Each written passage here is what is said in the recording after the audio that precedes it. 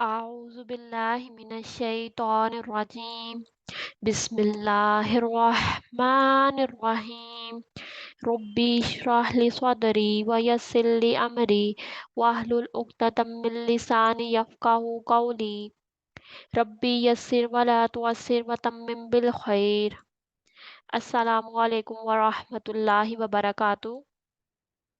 اللہ تعالیٰ کے پاک نام کے ساتھ آج ہم سورۃ الفاتحہ کی آیت نمبر 5 کا ترجمہ اور تفسیر کو دیکھیں گے۔ ایاکا، ایا صرف کا تیری، نعبدو اس کا ایا کا روٹ ورڈ ہوگا الف یا اور یا، اور نعبدو میں نون زبر نا کا مطلب ہے ہم، اور عبد عبادت کرتے ہیں، ہم عبادت کرتے ہیں، اور آئین با دال ہی اس کا روٹ ورڈ ہے۔ وا اور ایا اور تجھ، وا اور ایا صرف کا تجھ سے ہی، اس کا بھی الف یا ہی روٹ ورڈ ہوگا۔ نستعین، نون زبر نا کا مطلب ہے ہم، الف سین تا مانگنے کے لیے یوز ہوتا ہے، یہ ورڈ استعانت سے نکلا ہے، اور یہاں پہ آئین یا نون بچتا ہے، ہم نے یا کو واؤ میں چینج کر دینا ہے۔ واؤ کیا ہے؟ حروف علت ہے، اس کا روٹ ورڈ ہوگا آئین واؤ نون۔ ہم صرف تیری عبادت کرتے ہیں اور صرف تجھ ہی سے مدد مانگتے ہیں۔ اب فرسٹ آف آل ہم دیکھیں گے کہ عبادت سے کیا مراد ہے۔ ایاک نعبد میں ہم نے کہا ہے نا کہ ہم تیری عبادت کرتے ہیں۔ عبادت انتہائی عاجزی اور انکساری کو کہتے ہیں۔ اصلاحی شریعت میں عبادت محبت، خوف، خشوع اور خضوع کے مجموعے کا نام ہے۔ ایاک نعبد، ہم صرف تیری عبادت کرتے ہیں، یعنی ہم ایک اللہ تعالیٰ کو عبادت کے لیے مخصوص کرتے ہیں۔ ہم جیسے کہ سورۃ الفاتحہ پڑھ رہے ہیں تو ہم اس میں اللہ تعالیٰ کو کہہ رہے ہیں کہ ہم صرف تیری ہی عبادت کرتے ہیں، بلکہ اس کا مطلب یہ ہے کہ ہم اللہ تعالیٰ کی ہی عبادت کرتے ہیں۔ ایاک نعبد میں دلیل ہے کہ اللہ تعالیٰ کے سوا کوئی معبود نہیں، کسی اور کا حق نہیں کہ اللہ تعالیٰ کے سوا اس کی عبادت کی جائے۔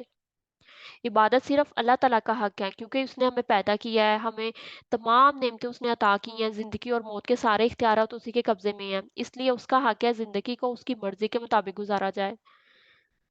لوگوں کو نہیں بلکہ اللہ تعالیٰ کی لوگوں کی نہیں مانی چاہیے بلکہ اللہ تعالیٰ کی مانی چاہیے، جیسا کہ رب العزت نے فرمایا یا ایھا الناس اعبدوا ربکم الذی خلقکم والذین من قبلکم لعلکم تتقون، اے لوگوں اپنے رب کی عبادت کرو جس نے تمہیں اور ان لوگوں کو پیدا کیا جو تم سے پہلے تھے تاکہ تم تقوی اختیار کرو۔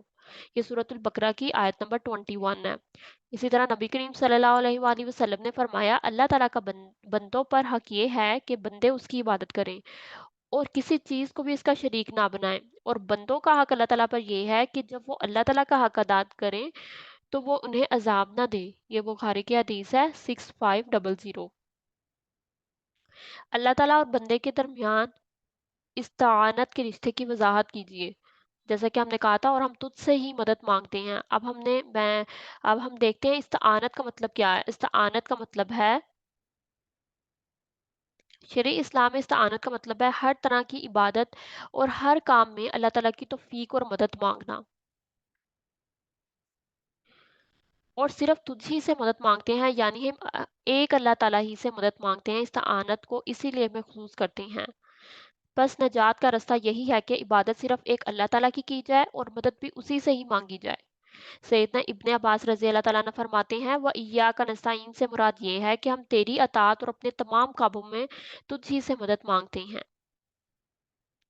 اللہ تعالیٰ کے سوا کسی اور سے مدد مانگنا درست نہیں۔ سیدنا عبداللہ بن عباس کہتے ہیں کہ میں ایک دن حضور صلی اللہ علیہ وسلم کے ساتھ سواری پر پیچھے تھا، آپ صلی اللہ علیہ وسلم نے فرمایا اے لڑکے، بے شک میں تمہیں چند اہم باتیں بتلا رہا ہوں، تم اللہ تعالیٰ کے احکام کی حفاظت کرو، وہ تمہاری حفاظت کرے گا۔ اللہ کے حقوق کا خیال رکھو، اسے تم اپنے سامنے پاؤ گے۔ جب تم کوئی چیز مانگو تو صرف اللہ تعالیٰ سے مانگو، جب تم مدد چاہو تو صرف اللہ تعالیٰ سے مدد طلب کرو، اور یہ بات جان لو کہ اگر ساری امت بھی جمع ہو کر تمہیں کچھ نفع پہنچانا چاہے تو وہ تمہیں اس سے زیادہ کچھ نفع نہیں پہنچا سکتی جو اللہ تعالیٰ نے تمہارے لیے لکھ دیا ہے، اور اگر وہ تمہیں کچھ نقصان پہنچانے کے لیے جمع ہو جائیں تو اس سے زیادہ کچھ نقصان نہیں پہنچا سکتا جو اللہ تعالیٰ نے تمہارے لیے لکھ دیا ہے۔ مطلب ہمیں صرف مدد جو ہے اللہ تعالیٰ ہی سے مانگنی چاہیے اور اللہ تعالیٰ ہی سے اپنی ساری امیدیں وابستہ رکھنی چاہیے، کیونکہ وہی ہماری مدد کرنے والا ہے۔ اللہ تعالیٰ نے استعانت کو عبادت کے بعد ذکر کیا ہے، حالانکہ استعانت عبادت میں داخل ہے۔ اس کی وجہ یہ ہے کہ بندہ اپنی تمام عبادات میں اللہ تعالیٰ کی مدد کا محتاج ہے۔ اگر اللہ تعالیٰ اپنے بندے کی مدد نہ فرمائے تو بندہ اللہ تعالیٰ کے امور پر عمل اور اس کی منہیات سے اجتناب نہیں کر سکتا۔ حضرت صلی اللہ علیہ وسلم نے اللہ تعالیٰ سے مدد مانگنا سکھائی ہے۔ سیدنا معاذ بن جبیر رضی اللہ عنہ سے روایت ہے کہ حضور صلی اللہ علیہ وسلم نے میرا ہاتھ پکڑا اور فرمایا، اے معاذ، قسم اللہ تعالیٰ کی میں تم سے محبت کرتا ہوں، قسم اللہ تعالیٰ کی میں تم سے محبت کرتا ہوں۔ پھر فرمایا، اے معاذ، میں تمہیں نصیحت کرتا ہوں، ہر نماز کے بعد یہ دعا پڑھنا کبھی نہ چھوڑنا، اللہم اعنی علی ذکرک شکرک و حسن عبادتک۔ اے میرے اللہ، اپنا ذکر کرنے، شکر کرنے اور اچھی عبادت کرنے میں ہماری مدد فرما۔ اب آپ نے بھی اس دعا کو یاد کرنا ہے اور اس کو اپنی ہر نماز کے بعد اس دعا کو آپ نے پڑھا کرنا ہے۔ ایاک نعبد و ایاک نستعین کہ انسان پر اس سے کیا اثرات مرتب ہونے چاہیے؟ اپنے آپ کو اللہ تعالیٰ کا غلام سمجھے، اللہ تعالیٰ کو اپنی زندگی کا مالک سمجھے، اللہ تعالیٰ کو اپنی موت کا مالک سمجھے، اپنے سارے معاملات اللہ تعالیٰ کے حوالے کر دے، ہر مشکل میں اللہ تعالیٰ سے مدد مانگے، اللہ تعالیٰ پر بھروسہ کر کے مطمئن ہو جائے۔ اہدنا اہدنا الصراط المستقیم۔ اب یہاں پہ ورڈ ہے اہدی، اہدی چلا، نون زبر نہ، ہمیں، اور یہ اس کا روٹ ورڈ ہے ہا دال یا، سراتا راستے پر، المستقیم سیدھے، سراتا کا روٹ ورڈ ہے سواد راتوں، مستقیم کا ہے کاف واو میم، ہمیں سیدھے راستے پر چلا۔ صراط مستقیم سے کیا مراد ہے؟ صراط مستقیم وہ راستہ ہے جو جنت تک پہنچاتا ہے، یہ حق کی معرفت اور اس پر عمل کرنے کا نام ہے۔ صراط مستقیم وہ شریعت ہے جس کو حضور صلی اللہ علیہ وسلم نے کیا ہے، بندے کے لیے اپنی سعادت کا کوئی راستہ صراط مستقیم پر استقامت کے سوا نہیں ہے، اور استقامت کے لیے کوئی راستہ رب العزت کی ہدایت کے بغیر نہیں۔ جیسے عبادت استعانت کے بغیر ممکن نہیں ہے، ایسے صراط مستقیم پر استقامت اس کی ہدایت کے بغیر ممکن نہیں ہے۔ صراط مستقیم کے لیے رہنمائی کرنے سے مراد ہے کہ تمام دینی معاملات میں علم اور عمل کے اعتبار سے ہماری صحیح اور مکمل رہنمائی فرمائیں۔ یہ دعا سب سے زیادہ جامعہ ہے، تو مطلب ہمیں اللہ تعالیٰ سے یہ بھی دعا مانگتے رہنا چاہیے کہ اللہ تعالیٰ ہمیں صراط مستقیم کی ہدایت دے۔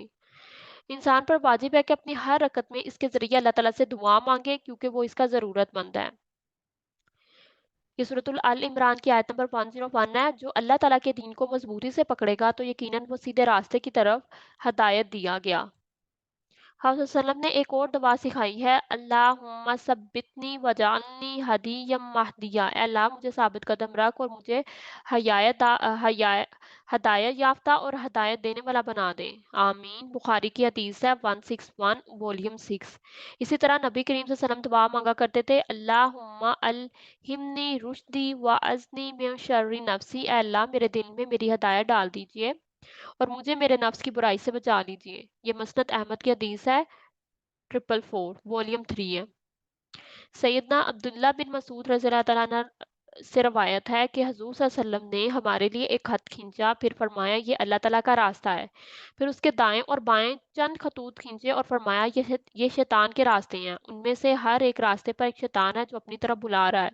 پھر آپ صلی اللہ علیہ وسلم نے یہ آیت تلاوت فرمائی، اور یہ کہ بے شک یہی میرا سیدھا راستہ ہے، پس اس پر چلو اور دوسرے راستوں پر نہ چلو، وہ تمہیں اس راستے سے جدا کر دیں گے، یہ ہے جس کا تاکیدی حکم اس نے تمہیں دیا ہے تاکہ تم بچ جاؤ۔ یہ مسند احمد کی حدیث ہے 4142۔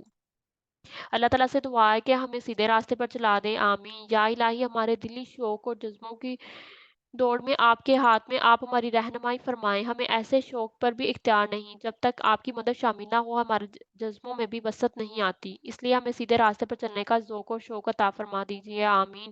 اور بہترین انسانوں کی صحبت اور تعاون عطا فرما دیجیے اور ان تک ہماری رہنمائی فرمائیں، آمین ثم آمین۔ ہمیں اللہ تعالیٰ سے ہمیشہ جو ہے اللہ تعالیٰ کی عبادت کرنی چاہیے، اللہ تعالیٰ ہی سے مدد مانگنی چاہیے، اور اللہ تعالیٰ سے ہی ہمیشہ یہ دعا کرنی چاہیے کہ ہمیں سیدھے راستے پر چلا۔ جزاک اللہ